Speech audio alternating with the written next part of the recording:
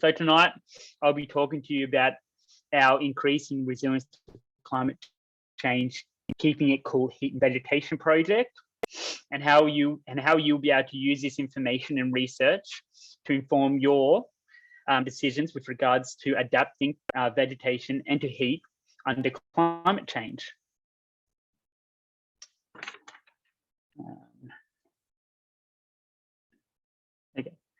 Okay, so I'd just like to begin by acknowledging the Ngunnawal people, the traditional custodians of the land on which I meet today, and pay my respects to their elders past and present. I extend this respect to Aboriginal and Torres Strait Islander peoples here today. This project was actually also funded through the New South Wales Government Increasing Resilience to Climate Change program. We received $44,000 to undertake this work. So thank you to the New South Wales Government. So why are we undertaking this project? I'm sure most of you have a good understanding of climate change and the impacts for particularly this capital region. But by 2030, we're expected to see maximum temperatures rise by 0.7 degrees and continue to rise to 2.1 degrees by 2070. Rainfall is projected to decrease in spring and increase in autumn, so it's going to become a lot more variable. Severe fire weather is also projected to increase, and Queanbeyan Palerang is projected to experience an average of 3 or more days above 35 degrees per year and continue to rise to an additional 8 days per year in 2070. So a bit about this project and what I'll be talking to tonight. So there was 5 key milestones in which we have achieved already or will have achieved by the end of this year. And that's to heat map the Queanbeyan Palerang LGA, assess the climate vulnerability of our current urban trees, identify suitable future climate-ready trees which don't grow in the region, and then do some experimental pilot plantings of those trees, and then to develop an urban forest and cooling strategy for the region with a particular focus on town centres.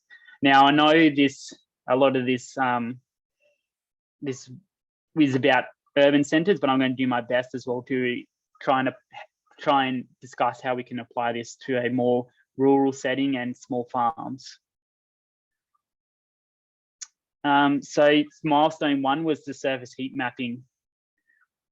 So this was acquired through satellite platform, Landsat 8, and this was done by 30 by 30 meter resolution. So it's a snapshot in time. Just remember that it's not a scale over a time scale. It's definitely just a snapshot, and this was undertaken in 2018-19 summer. So it was right in the middle of that bad drought that we had. So we acquired imagery from 2 days, which were over 30 to 35 degrees, and these were preceded by at least 2 days of temperature over 30 degrees to ensure the landscape was adequately firmly charged. We also did cold day surface temperature mapping and nighttime surface temperature mapping. Now, as our baseline, we used 35 control points within native vegetation, and these were used to represent the natural baseline temperature. Now, this was extremely important for us because we wanted to understand how heat is distributed in the landscape. And as you'll see from the following imageries, we can understand this and have a greater respect to where we need to undertake more work.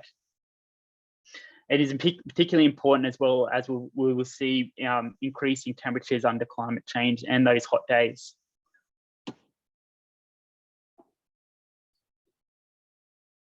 So this was our map, our surface heat mapping that was undertaken. So as you can see there, right in the middle, that blue patch, you can see the cooling influence of native vegetation from the Talaganda National Park. And that's really important to note. You can also see the the build-up of heat in our urban areas there, so Queanbeyan, Googong, Braidwood, and Bungada. But in particular, it highlights the build-up of heat, heat islands within grazing paddocks and rural lands, particularly with very few trees and dry grass. So this map here identifies land that was either 2 degrees above the baseline temperature, so that was above native vegetation, or 4 degrees or more above the natural baseline temperature. You can see how much of that is within our grazing lands and small farms. So it's really important to understand and look into. And so this is a bit about town centres. Pretty much a lot of them were classified as heat islands, but importantly, the average surface temperature of land use types. You can see that bitumen there's had the highest surface temperature, followed by trees which had the lowest surface temperature. Surprisingly, it's not included on this data spreadsheet, but dry grass was nearly as hot as bitumen when we looked into it. So that's really quite an interesting finding, particularly during those drought periods. And we would actually expected to have the gap between bitumen trees a lot more than 3 degrees. It was just down to our resolution in our mapping that it didn't really calculate this. So some other studies have actually found that can be up to a 10-degree difference between bitumen and those treed areas and irrigated grass. So milestone 2. Now we started to assess the climate vulnerability of our current urban trees. We did this firstly by undertaking an audit of our current trees. We didn't really have that great of understanding of really what's within our urban areas at the moment and the popular sort of street and vegetation trees. So that was the first step. We then utilised a very similar methodology as set out in the Australian National University and ACT Government urban forest tree species research. So this methodology uses regional climate data and species level traits to develop a multi-criteria selection matrix to assess a tree's species' likely ability to survive a changing climate. So these were all the assessment criteria we utilised here at Council. So a variety of things from drought tolerance to frost tolerance, irrigation requirements, weed potential, quite a lot of criteria. Each tree received a score of 1 to 5 for each criterion, where 1 was the poorest outcome and 5 was the best. Scores were summarized to produce a species level score, allowing each species to be categorized. Now, even if a tree might have received quite a high score, even if it might have been categorized as unsuitable or unlikely to survive, just because it has could have a significant weed potential or something similar. So this is how we categorize our trees. So green are species which are likely to perform well. Orange are species which are likely to perform well or okay, but with a few caveats. And those species highlighted red are unlikely to perform well or unsuitable. So an example of trees that we've assessed, the green, some of these are the Mugger ironbark, river shea oak, and crepe myrtle. Orange is the Manchurian pear and the black sally. And species which were deemed unsuitable included trees such as silver birch, Japanese maple, and dawn redwood. Now in a couple of weeks, we will have a complete list up on our website with over 100 trees, which will continually be updated as well. So you can just enter into QPRC, look for a tree and see what it's categorized as. Sorry, Cameron, I was just on mute. Could I just jump in with a question? You wanted the questions as you were going through? Yep, I'll have a look, sorry. Yeah. I've only just switched on to it as well. So Okay. Lewis, Louise, yeah.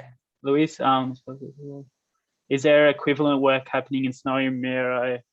I'm not sure. A lot of these trees grow in the Snowy Miro area anyway, so you'd be able to use a lot of this research for that particular area. It might be a little bit out because we do have a slightly different climate, but not really that much. So you'd be able to go into this list and identify trees, and it should be suitable for your environment. And how was the weed potential measured? And were measurements specific to region or locality? So you assessed them for this region, I'm assuming? Yes, it was just to this region. Yeah. So we actually had a expert kind of horticulturalist come in and undertake the weed sort of potential assessments for us, and they pretty much rated every tree for us with regards to how much could spread within PPRC region. So it would be pretty much for all the regions around the capital would be very much similar. Right. Is there measurement data available? Yes, there is. So that will be included on that list onto the council website. So I'm expecting that to be available in the next couple of weeks. But I'll let Alex know, and she can send out an email or something, perhaps. Yeah, definitely. I can include it in the Great. email. Yep. Okay, so there's another one from Saskia asking comments on claret ash trees and suitability to temperature extremes. I guess that might go down and drill down into the detail once you've put that onto your. I'm sure that's in the list. I just can't remember what it was categorized as. Yeah. So you've probably got hundreds of species, do you? Yeah, so it'll be available in the list within next couple of weeks. Yeah. And did you only look at trees, or did you look at the performance of understory and shrubs and stuff like that? No, just at the moment we're looking at trees. Right. That was just what was included within the project scopes. So, but it is something that we hope to look into as well into the future. Yeah. So Vanessa's asking that she's noticed there's Manchurian pears planted in the Queanbeyan area, and you've assessed it as being orange. So I guess, are you using this data to inform your future planting? Yeah. So this, I'll explain a bit later, but we're actually developing an urban forest and then urban forest strategy and updating our kind of rural vegetation management plans. And a lot of this data is going to inform what we plant. This is really key to getting this done in the first place. And obviously adding additional trees as time goes as well. Yeah. Orange is an interesting area. I guess orange is really a case-by-case basis. Red is pretty much no to planting. Green is yes, but orange is definitely a case-by-case, and just understanding the risks that could be involved with planting those trees. Right. So we've got another question from Jenny.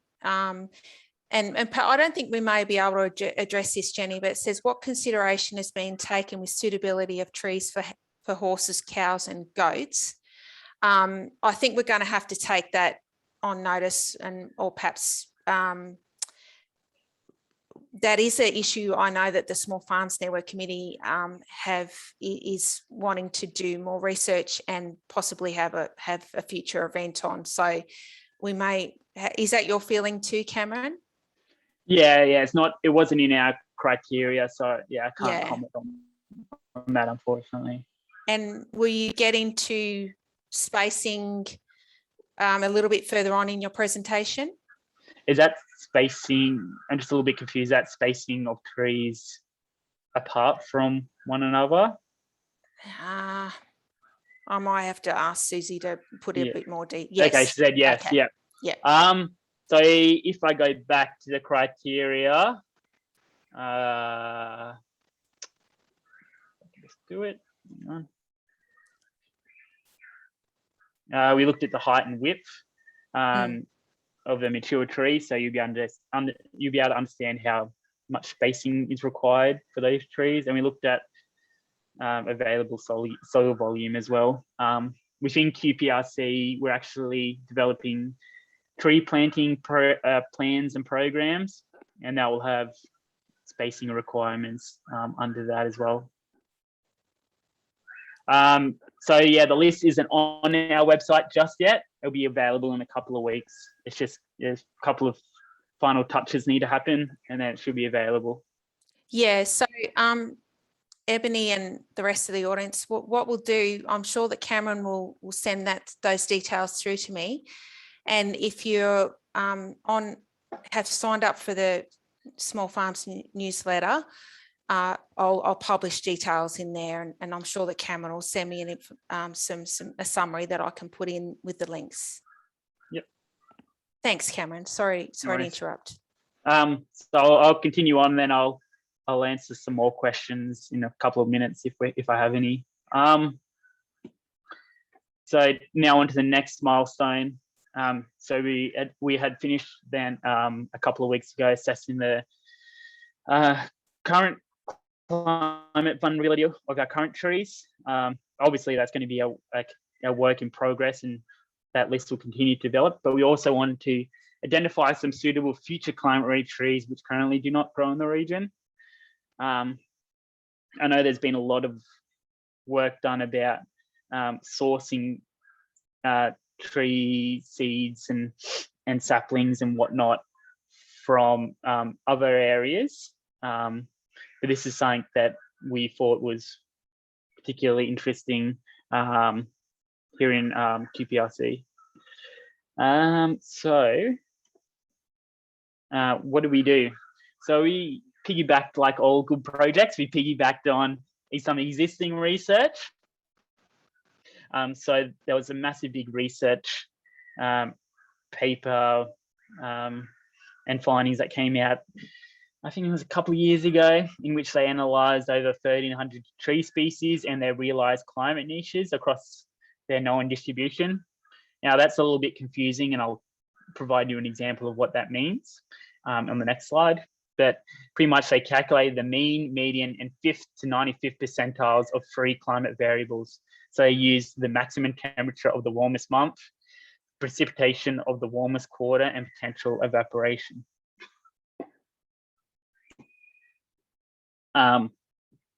So for example, the study identified a number of species, and we'll go through a particular species here. So they identified the Eucalyptus Johnson.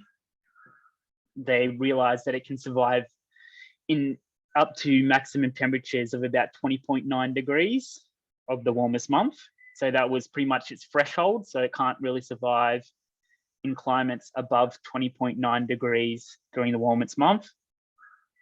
And it can survive down to, I guess, a precipitation level of 151 millimeters. And they also looked at the potential evapotranspiration. So that gave us a pretty good understanding of what species of trees can survive up to certain thresholds, I guess, and down to certain thresholds. Now, what we did was we actually then utilized regional climate data to project Queanbeyan Palerang's likely climate in 2030 and 2050 with regards to the maximum average temperature during the warmest month and precipitation during the warmest quarter. We also wanted to really look at frost resilience, as this was another significant consideration, as there's still likely going to be some significant frost, even in 2030 and 50 under warmer climate. So we analysed all the 13 trees using our own climate data for their suitability under the protected future climate of Queanbeyan Palerang. 150 trees out of that 1,300 were deemed were identified as potentially suitable for planting and propagation within the region. We also removed any of those trees which currently do grow in the region from that list of 1,300 trees, because we are really just wanting to see what else could grow in the area.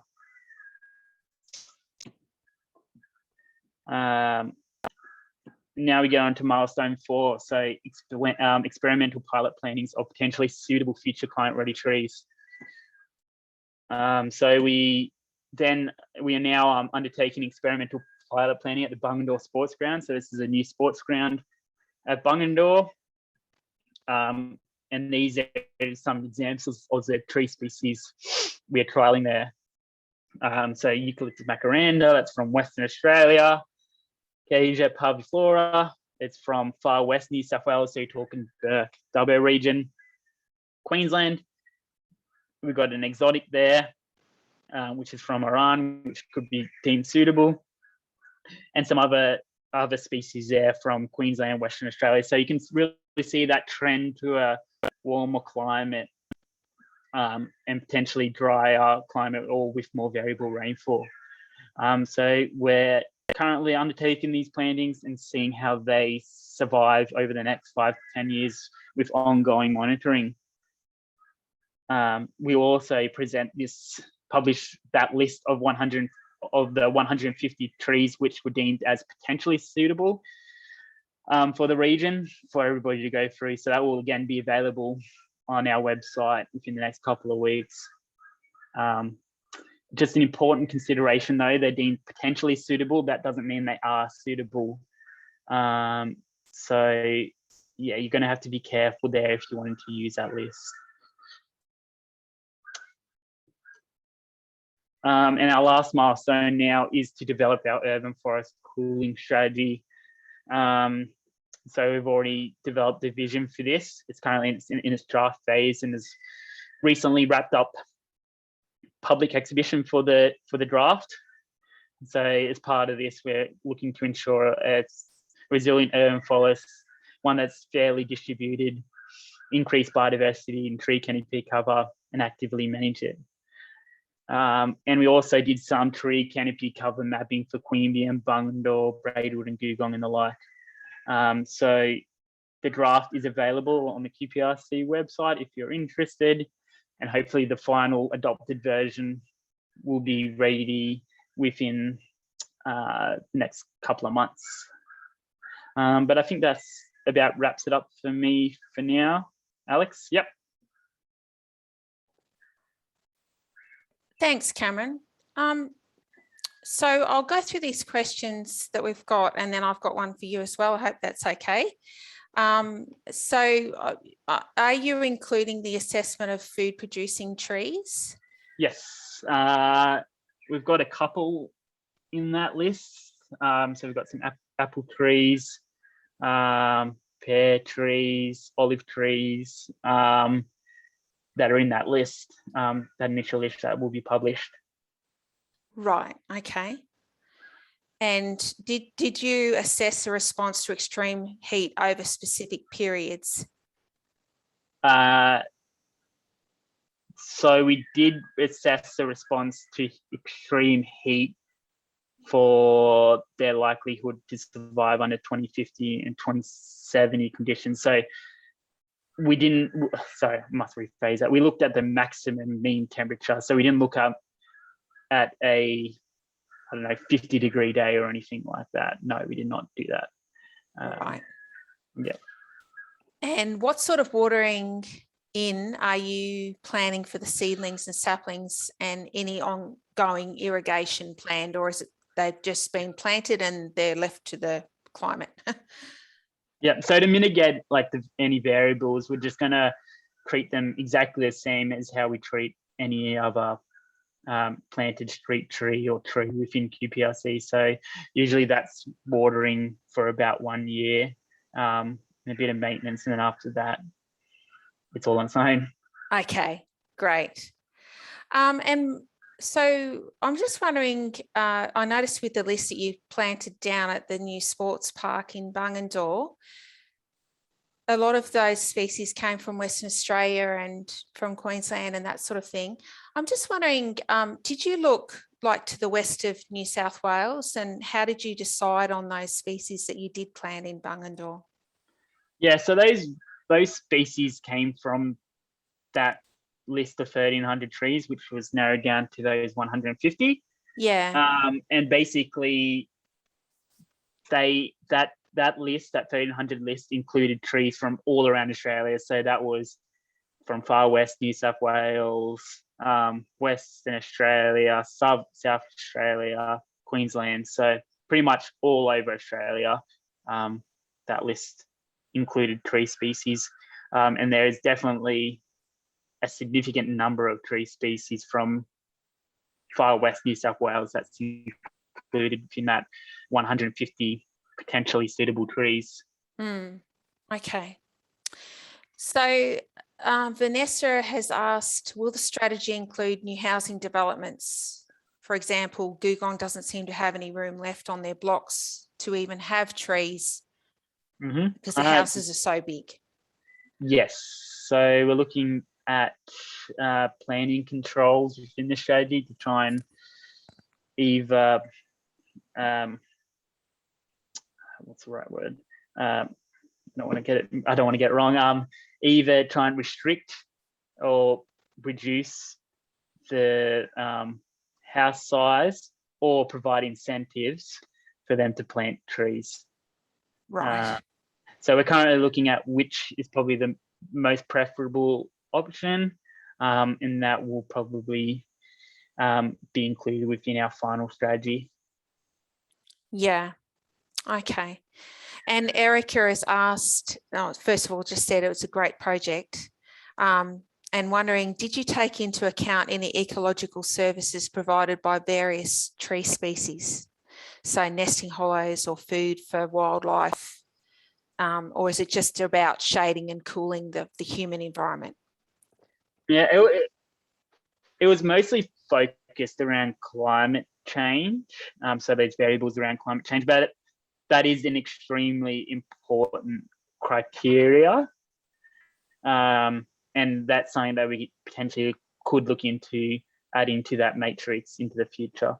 Yeah, yeah. Okay, and there's just a comment there about state planning. Yeah, okay, I don't. We can probably try and get one of the planners on if there's specific ones about planning. In your planting trials, how many different provinces per species are you using? We're not using I don't know how you say it, provinces for each species, I guess. I don't know. So I guess the best way I can kind of describe that is Yass Council or Yass Land at the moment are actually going out and looking for provenance of native trees which currently grow in the area. They're just looking for those areas. We're not looking for an exact provenance for where those trees go. And usually they are located in warmer, drier climates. Okay. And thanks for mentioning the Yass project that's been run by Yass, the Yass Area Network. And I might just mention that I think that the Upper Shoalhaven Landcare Group will also be running a similar project, which is wonderful that they're looking at the native species and the ones that could be good for this area to help our species adapt as well. And Bungendore Landcare is also doing some work on trees that hopefully we can get information about.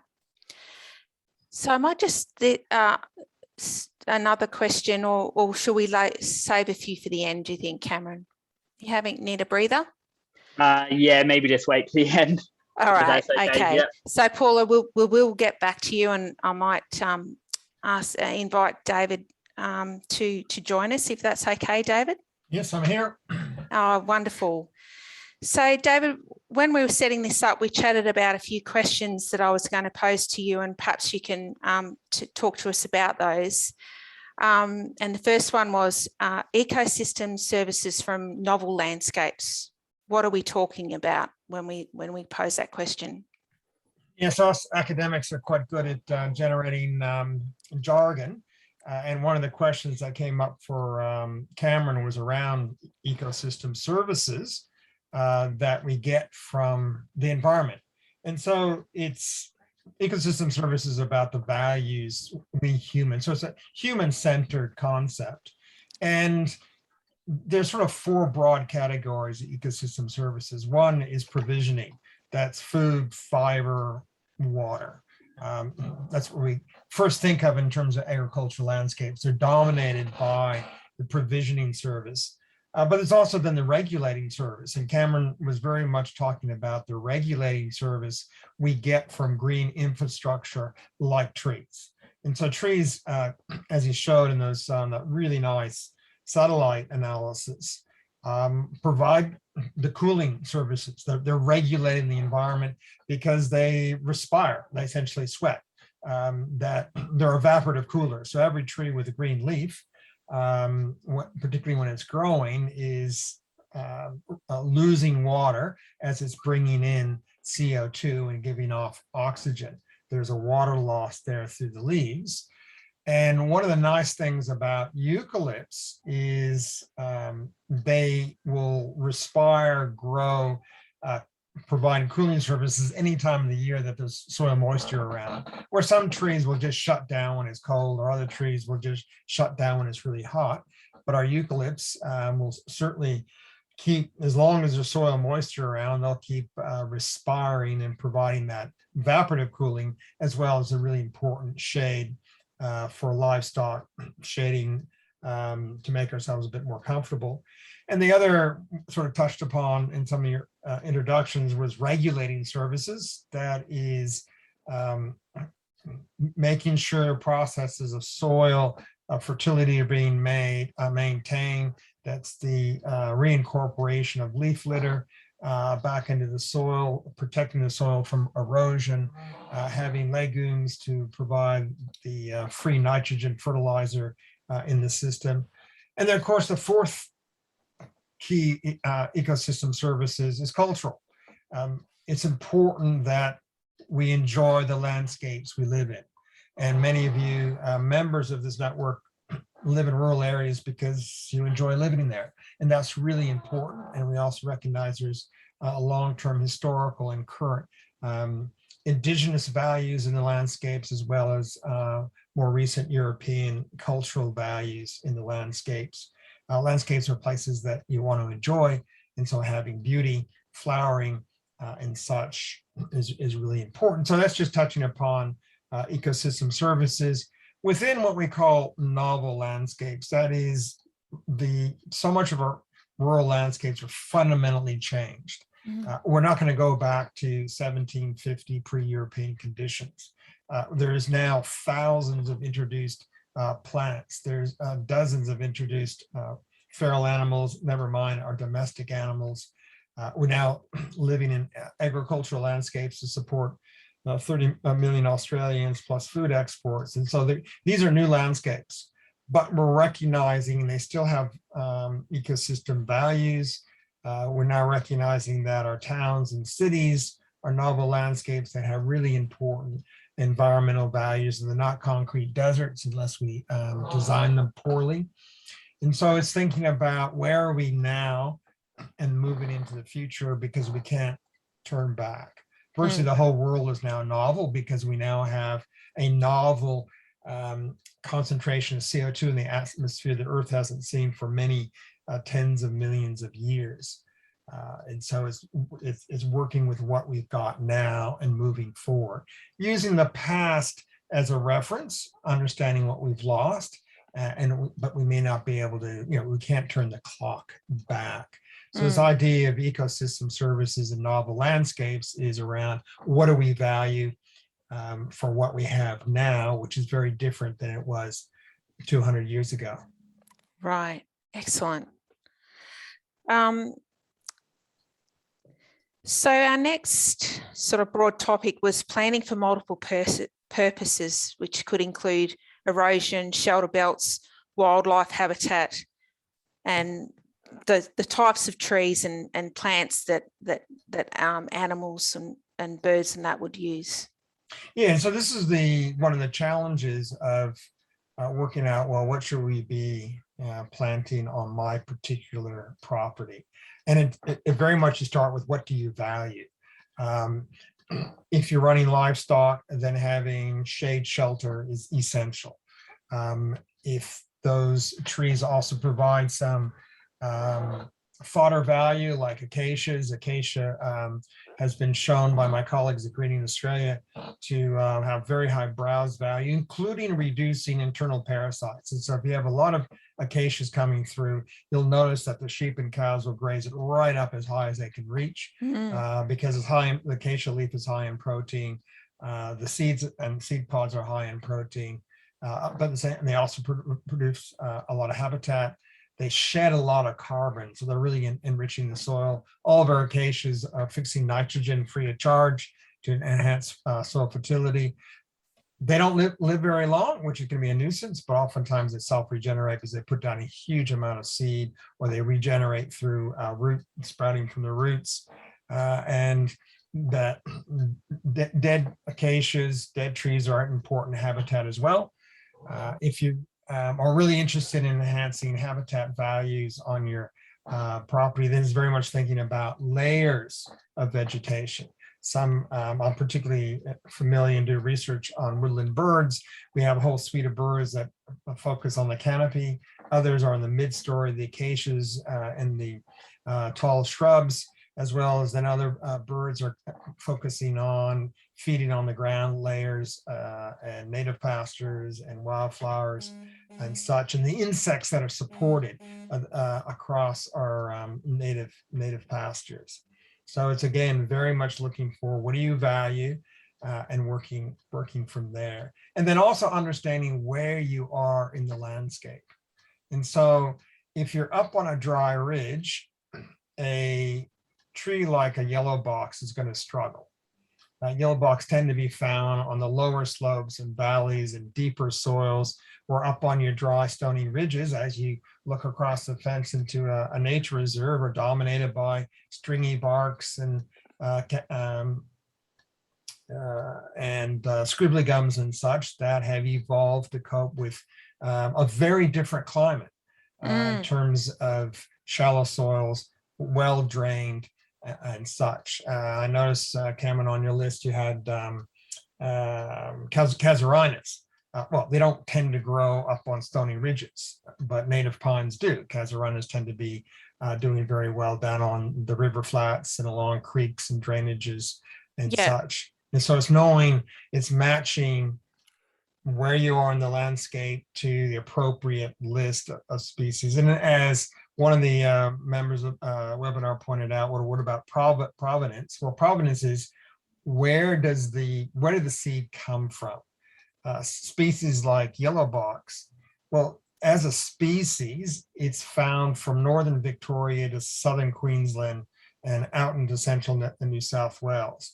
And so we think there is, well, there could be some variation adapting to different climates across that massive range of that species.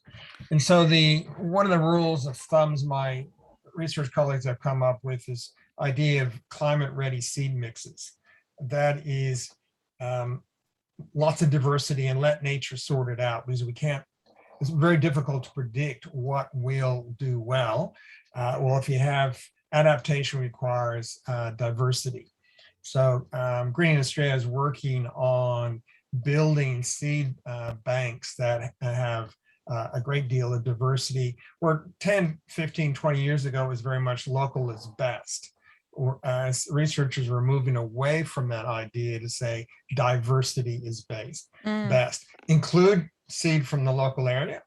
It's been evolving in place for millions of years, but in face of climate change, it'll be also try to bring in seed from further afield within that genus or within that species. Then as Cameron's looking, well, in some cases, particularly in urban environment, bringing in species from other parts of the world or other parts of the country. Right. Yeah. Excellent. That's summed that up really well. Thank you.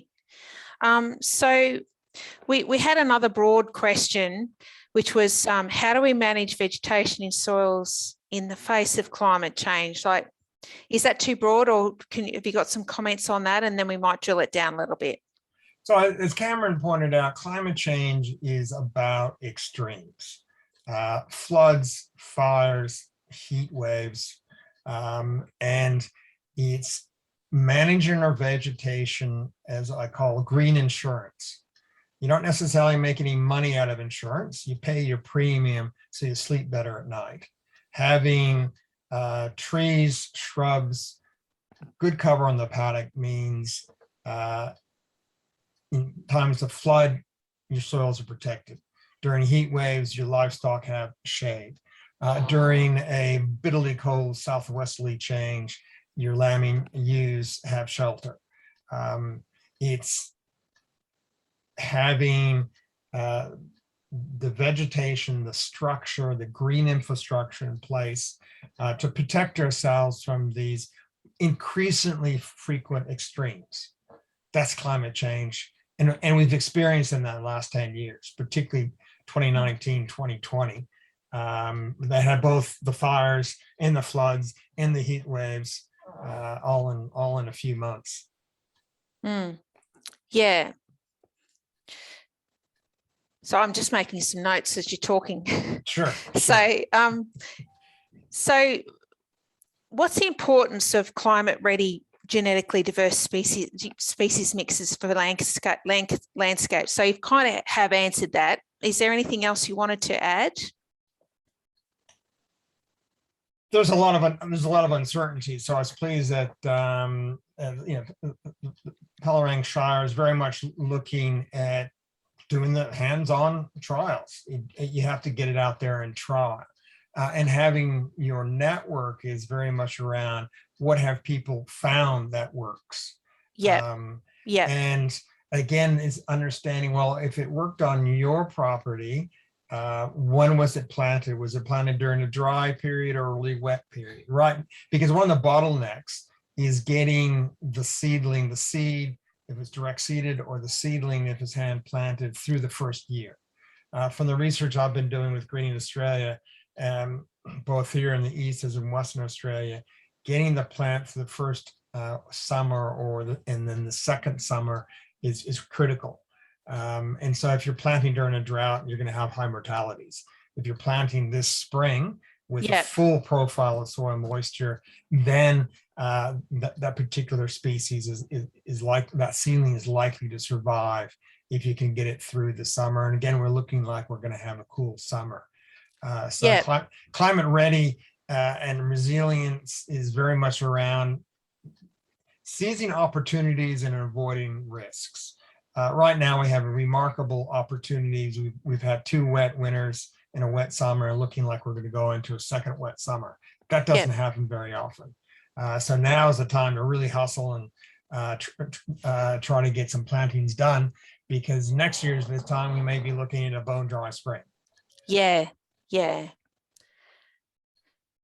So the next question was the adaptability of native birds and animals to non-native species, and so thinking about climate change, how do we, what do we do to nurture those endangered species and also all the other beautiful plants and animals that we've got? Like, how do we nurture them in the face of climate change, do you think?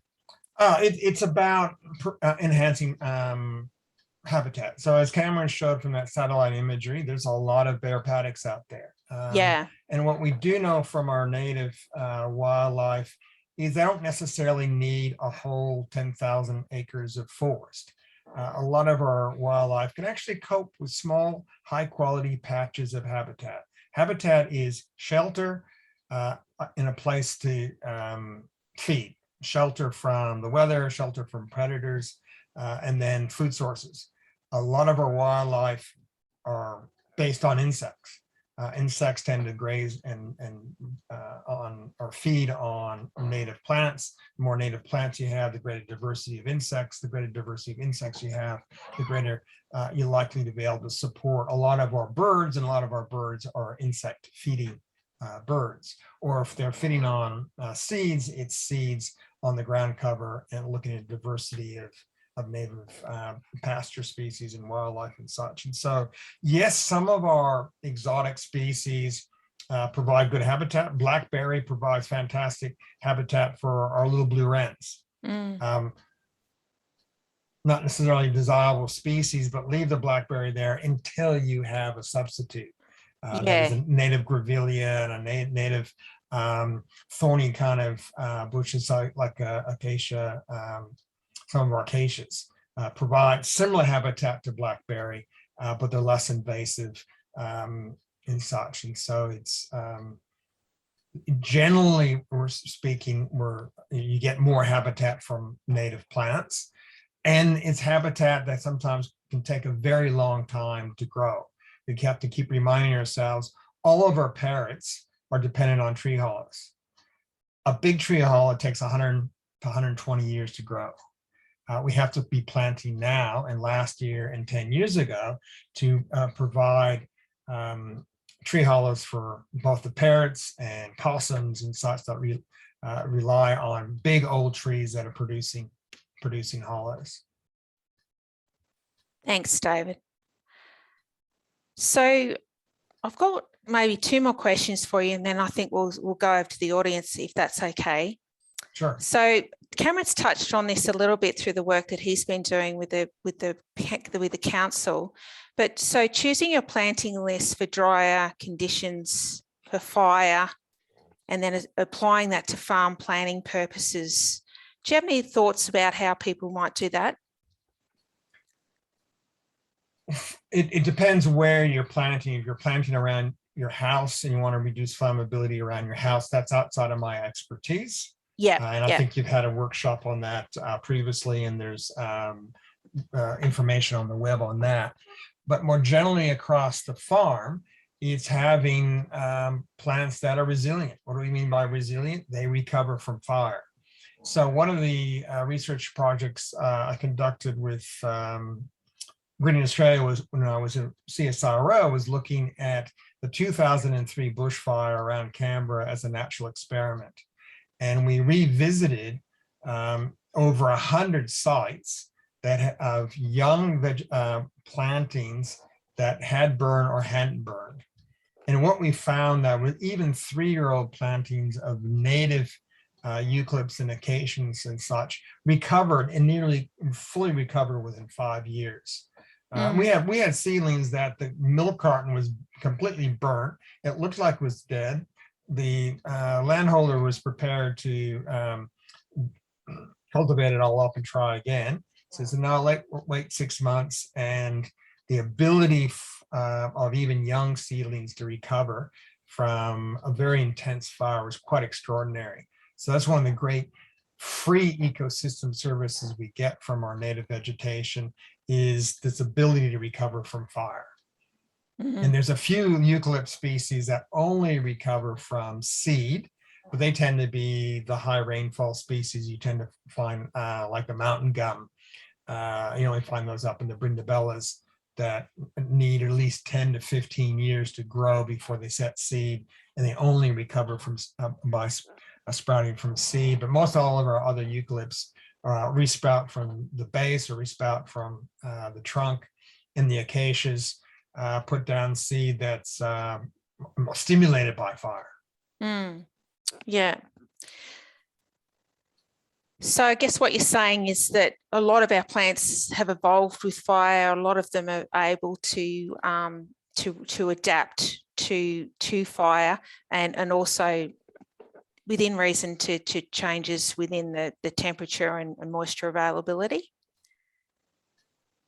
And having shelter belts provide shelter for stock, but they can also provide what I heard from some landholders out in Western New South Wales, green fire breaks. That a really dangerous fire is a grass fire when it's blowing 50 kilometers an hour. And the grasses are tinder dry, and they can explode and travel very, very fast. A shelter belt will actually buy you some time. The shelter belt will burn. It will carry fire, but it actually slows fire down.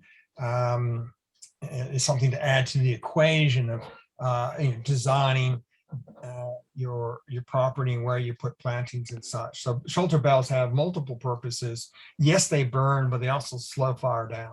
Mm. So it's a really good question here from someone when they registered. It's come up with twice, which was, what is happening to the trees that we have? So this person's had old gum trees that have fallen over or lost really big branches in the last, say, six months, or six, it's probably longer than that, 12 months since the drought and the fires. So could you have any comments about, like, are our older trees having trouble adapting, or is it more that it's a symptom of the last 2 or 3 years and what's happening, or is there something you could comment on about that question? All trees have a life expectancy. All life has a life expectancy. Yeah. And so many of our paddock trees are declining just through old age. And like the Palerang Shire has to do, they have to replant. Cameron can talk about the safe life expectancy of a tree in the urban areas. In our rural areas, there's also a expectancy. We don't worry about safety as much unless it's close to the house, or issues of trees near fence lines. But we have to be replanting. We need to replace the aging trees we have. The good news is, as a branch falls, it's immediately habitat for a whole range of beetles that are then providing habitat for our native reptiles. I showed with one of my students that fallen timber with all those big branches provide habitat for safety for regenerating tree seedlings that are coming up from seed, because sheep can't get their noses, or kangaroos can't get their noses within all that tangle. So tidying up might be necessary in some places, but otherwise that fallen timber is habitat. As branches break off a big old tree, that opens up areas for tree hollows for large parrots and possums and such. So yeah, there is accelerating dieback in some places. If you're in the Monera, you're very familiar with the Monera dieback from Eucalyptus viminalis, but that's a whole subject in itself. Yeah. And the ANU, through the Sustainable Farms Project, has done some work about, like, the shape of revegetation and fencing around paddock trees and that kind of work that's available on the Sustainable Farms website as well, isn't it? Yeah. And so we need to think about planting trees, but also planting fences, because the first priority is to protect what we have, because protection is cheaper than having to plant out a few acres and such. And so grazing, it does have an impact, and it's being able to control that grazing through appropriate fencing. Yeah. All right. Well, so we might jump over to some questions from the audience, and I'll go back up to where we left off with Cameron. So some of these might be for you, Cameron, if you can just jump in.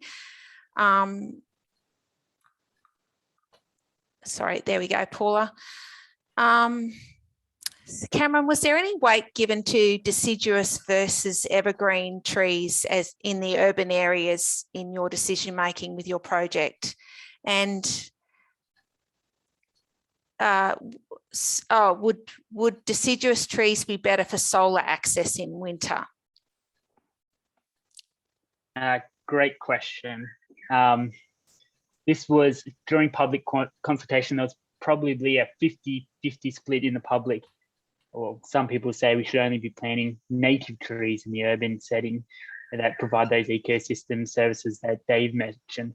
Some people in our head saying, no, we should only be planting deciduous exotic trees in the urban center and the urban centers. They provide that sunlight during winter and that solar capacity. So what I would like to kind of say to that is, and what council's belief is, a mix is probably what's best, and really needs to be done on a case-by-case basis. some areas need that ecosystem services through planting native trees, and some areas will obviously need to provide adequate sunlight more during winter. So it really needs to be done on a case-by-case basis, and the same goes for around your household. I think a mix is probably preferable within the urban setting. Yeah. So Sarah's just asked, with the rating scale, what kind of lifespan would a green rated tree likely have? Different lifespans. I'm pretty sure it should be mentioned in there. If not, we'll include that before it goes up. But different trees obviously have different lifespans. So yeah, depend on what tree.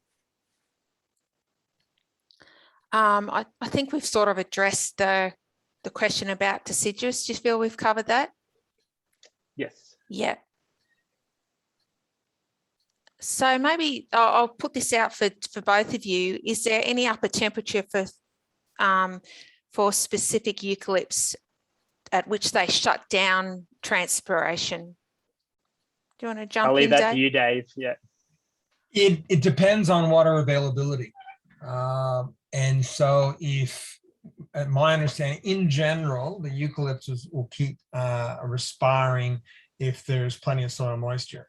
But most eucalypts, most plants will do their best to shut down their respiration, slow down their respiration when they're water stressed because of inadequate soil moisture. And of course, the hotter it is, the longer you have a heat wave, the less rain you have, the faster the tree, the plant becomes water stressed and having to go through a range of different adaptations to slow down water loss. But the good news is, even if a leaf's completely shut down, it's still providing that shade. Yeah, thanks, David. So Barbara's just made a comment about pasture for the trees, which is tree and alley cropping and that kind of thing, and using old man saltbush.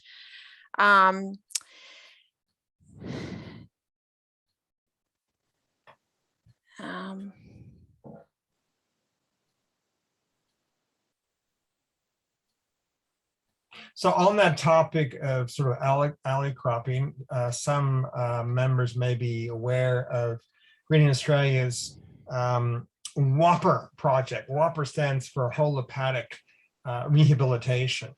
And there they direct seed widely spaced belts of trees within a standard size paddock. And so it's not just a whole block of trees in one corner. It's having to rest a paddock for about 5 years as the drug seeding grows up. But then it becomes one of the most productive and important parts of the farm when you have a whole paddock that has these widely spaced, widely being 50 to 80 meters between shelter belts where the livestock are able to come in, graze, shelter from the heat, shelter from the cold southerlies. And so and Green Australia is still running the program. I'm not sure if it's currently funded, but there's certainly lots of interest in their whole paddock rehabilitation, integrating trees across the whole paddock. Yes, yeah.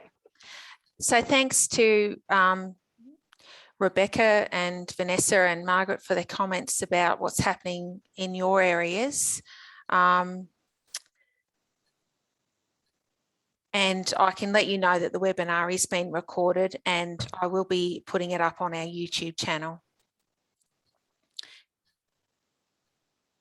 So Jenny's just asked a question here for you probably, David. Why is there such a high failure rate of local self-seeding if reposting seedlings? I'm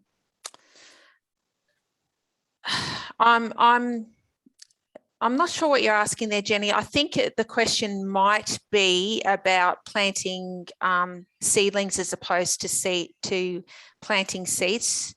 Is there a higher failure rate, or is it just depending on the actual conditions, as you were suggesting before, David, about, you know, are we planting at a good time like now, or were we trying to plant 2 years ago when we're in the middle of the drought? One of our challenges is, you can tell from my accent, I come from North America, and as a kid I grew up in Boston on the East Coast. And there, the woodlands are all woody weeds in the sense that they regenerate really freely. You turn your back on a paddock and don't graze it for 5 years, and you come back and it's a forest. An acorn, think of it's the size of your thumb as a single seed. Our eucalypts, the seed is the size of a pinhead.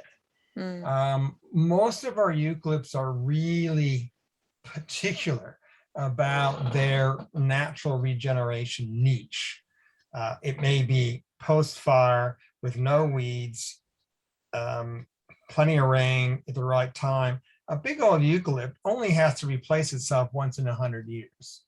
And so our eucalypts don't have the natural regeneration that you see in some parts of the world that were under a kilometer of ice a mere 15,000 years ago.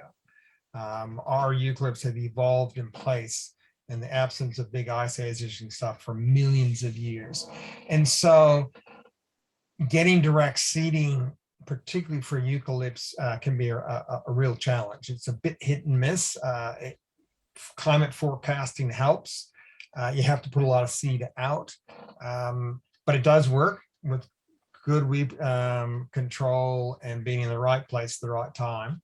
Whereas seedlings, if it's the hole's dug well, it's got a good tree guard and such, you can, the research I've been doing, you can get up to 80 to 90% survival rates over the first couple of years. Yeah. And Owen talked to us about a lot about seedling preparation and not persecuting them in pots for too long and all sorts of little tricks like that, you know, I know I'm guilty myself of buying plants and then leaving them out the back for a little bit too long. So there's lots of tricks like that that can really help the survival of those seedlings, and also particular types of pots that they're growing in and that kind of thing. So do you have any comment about what about plantings of deciduous trees on farms such as poplars in fire situations? Do you have any comment about that? Not my area of expertise, so I don't know how deciduous trees have behaved in the recent fires or not. That'd be a topic that somebody could do some internet search on if it's been looked at. Yeah, so I have got a few links that I'm going to share at the end of our webinar. I'll pop them into the chat function and leave a little bit of time for you to be able to open those links and do a bit of Googling after we've finished here if you want to. And as I said, I'll publish them in our summary as well. Do you have any particular favourite native species for rejuvenating a steep, shallow and degraded soil outside of acacias? I think the acacias are a starting point. They're getting carbon back in through their roots. They're getting nitrogen into the system through their roots. But the good news is we have native species just about every condition. From saline conditions to dry, stony hillsides. So if you got shallow soils and up on a ridge, well, you look at what's in the nature reserve, as I mentioned before, and there you find your stringy barks and scribbly gums and such. And so use nature to see where different species are growing, because yellow box just don't do very well on a stony hillside. Yeah. And your local Landcare group or Greening Australia, I know our Geary's Gap Landcare group, and I'm sure that many of the others will have planting lists for your area. And also they've probably got some mapping as well, which might actually help you isolate the vegetation communities in your in your particular area. Yeah, but I think at the end of the day is looking at what's below your feet. So over the years, I've done a lot of volunteer plantings with Greening Australia, particularly the cotton catchment that was so severely burnt. Yeah.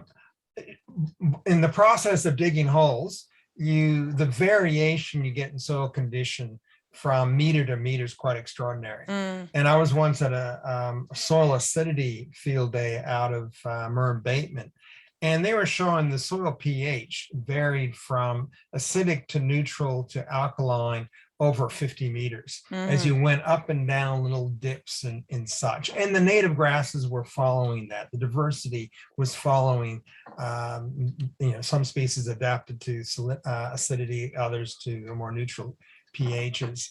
And so it's very much letting the hole you dig guide you a bit. And that's one of the challenges when you have a whole lot of volunteers at once. You just have to whip it in there. Whereas if you have a bit more time and have a planting program over the next 10 years, you can be a bit more selective and say, oh, that's a bit of a shallow bit of soil. I'll put a scribbly gum there. And then you hit a really nice wet spot. Oh, that might be suitable for a yellow box or something. Yeah. So Jenny's just provided a bit more information about her question. So it's transplanting self-seeded natives to an alternative position. So they might be under a fence or somewhere that you don't want them, and she's transplanting them. I have no experience in that at all, and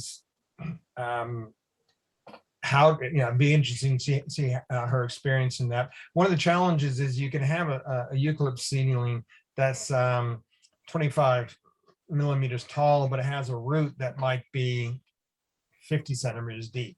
A lot of our natives will put up a few leaves, sit there and do nothing for a couple of years because they're just putting down deep roots.